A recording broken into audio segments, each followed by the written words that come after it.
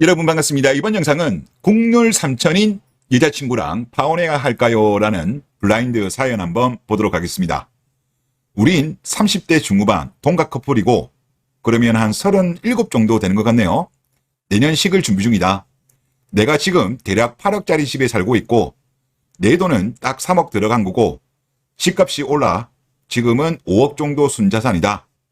집 플러스 주식 때문에 수중에 돈이 없고 여친이 모은 돈이 3천 가지고 식장 등등 결혼 준비 중이다. 양가 도움은 없고 내가 예전부터 올해 생신 때 어머니한테 사드리기로 약속한 가방이 있어서 그걸 사드렸고 대략 500만 원 정도 한답니다.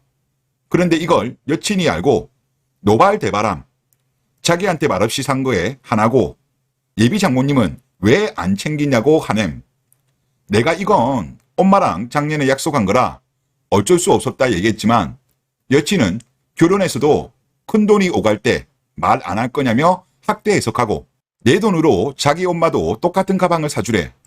내가 현재 현금을 없고 여친 삼촌에서 가방 사드리라고 했더니 더 길길이 날뛰면서 그러면 거의 1,000만 원을 부모님께 쓰는 건데 2천 가지고 뭔 결혼 준비를 하냐고 화를 낸다. 돈 안 모은 건 본인 탓인데 이거를 화를 내나요? 막판에 파혼 얘기까지 오가고 주말에 직장 보기로 한 것도 다 엎어버렸는데 진짜 파혼해버릴까? 나도 약간 정 떨어진 것 같아라고 했는데 소상신이 온 케이스죠. 그리고 대부분의 의견도 도망쳐라는 의견입니다.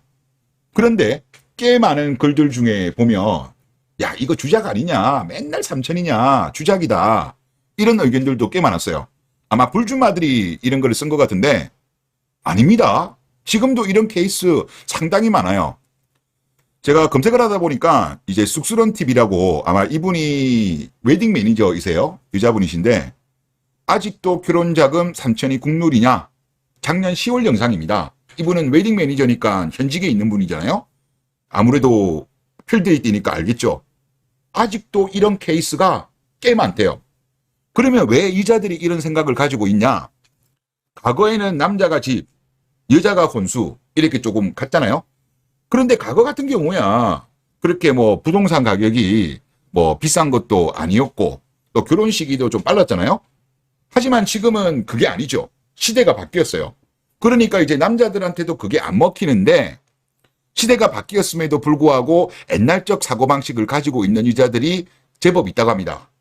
그리고 그녀들이 이 계산법을 적용하고 있는 거예요.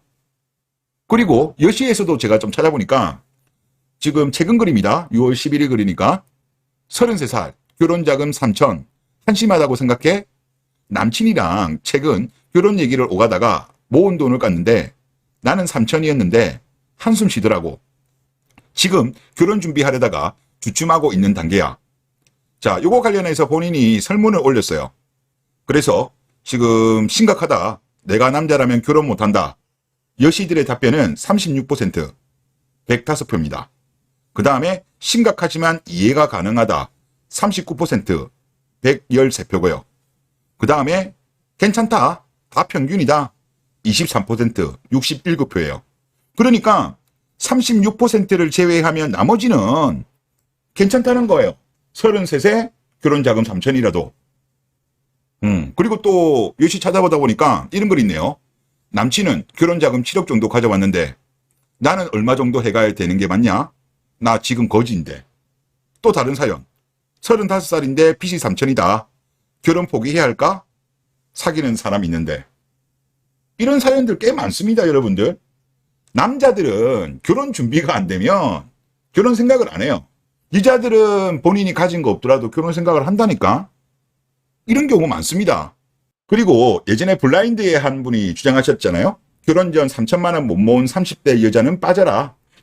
뭐 20대 중반, 뭐 26, 27 정도까지는 좀 이해해요.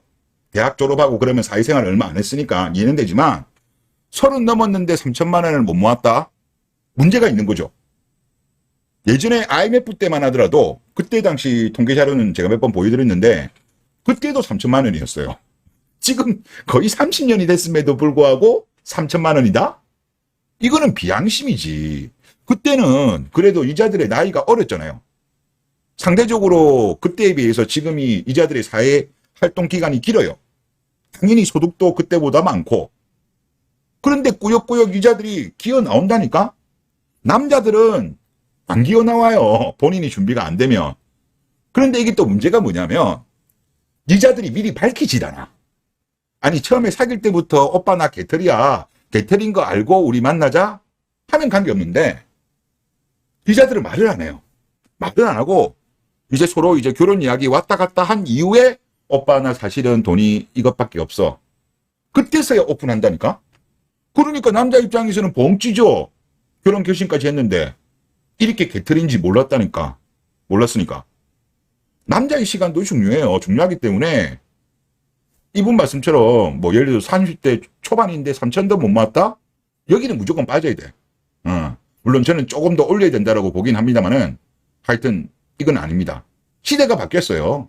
그러니까 나이가 어리면 그나마 이해하죠. 사회생활 한 지가 얼마 안 되면 대학 졸업하고 얼마 안 되면 이해는 되지만 그런 경우가 아닌 특별한 사정 없이 돈을 못 모은 여자는요. 저는 무조건 피해야 된다고 봅니다. 그 여자가 아무리 예뻐도 피해야 된다. 밑빠진 독에 물붓기가 될 가능성이 높다. 아무리 잘해준다고 하더라도 스탑널커의 가능성도 높거든요. 특히 돈 못 모은 여자들이 스탑널커가 많아요. 어느 정도 본인이 직업도 괜찮고 돈도 좀 모은 여자들은 자신감이 있기 때문에 스탑널커가 상대적으로 적죠.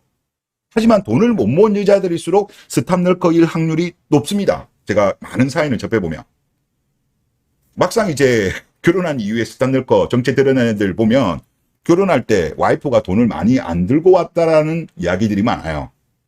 그리고 당연히 이런 여자들 같은 경우는 소비 습관에 문제가 있죠. 그러면 20대 때 뭐 돈 벌고 나서 그거를 저축한 것이 아니라 뭐 여행 다니고 명품 사고 뭐 성형하고 이렇게 돈을 많이 쓴 거예요. 그리고 습관이라는 거는 쉽게 안 바뀌죠. 그러니까 당연히 결혼 이후에도 바뀔 가능성 거의 없어요. 이혼 전문 변호사들 이야기를 들어봐도 거의 안 바뀐대요. 이런 것 때문에 또 이혼하게 되는 계기가 많이 된대요. 그러니까 이 소비 습관을 통해서 결혼 이후에 소비 습관도 추정할 수 있는 거고. 그런데 문제는 뭐냐면 본인이 예를 들어서 결혼한 이후에 결혼 이전보다 지출을 많이 못하면 사람이 불행감을 느낀다고 합니다. 그런데 그 불행감을 본인 탓을 하면 되는데 본인이 아닌 돈을 많이 못 버는, 많이 가져다 주지 않는 남편 탓을 해요. 그러면서 남편한테 투잡 쓰리잡디라고 하고, 그러면 남자는 완전히 그냥 골로 가는 거죠. 그냥 완전 ATM이 되는 거예요. 그러니까 저는 하여튼 특별한 사정 없이 돈을 못 모은 여자는 무조건 피해야 된다. 그리고 국제결혼까지도 좀 이야기하면 저는 국제결혼 메리트 중에 이런 소비 습관도 큰 메리트라고 봐요. 보통 20대 초중반 여자들이랑 많이 결혼하잖아요. 그런데 이제 여기 같은 경우는 아무래도 어리기 때문에 잘못된 소비 습관 자체가 형성되지 않았거나 설령 형성됐다고 하더라도 아무래도 기간이 짧기 때문에 바로 잡힐 가능성이 높죠. 그러면 당연히 가정경제에도 유리합니다. 그리고 습관이라는 거는 그렇다고 하더라고요. 가령 담배 같은 경우도 우리가 담배를 끊으려고 했을 때 확률상으로 보면 담배를 핀 어떤 기간이 짧고 그리고 담배를 피더라도 하루에 많이 안 피는 사람은 금연이 잘 되는데 상대적으로 담배를 핀 기간이 길면 길수록 그리고 하루에 담배 피는 양이 많으면 많을수록 금연이 힘들대요. 저는 소비 습관도 비슷하다고 봅니다. 그래서 이런 메리트 같은 경우도 국제결혼이 유리한 것이 아닌가 그런 생각이 듭니다. 네, 이번 영상 여기서 마치겠습니다. 감사합니다.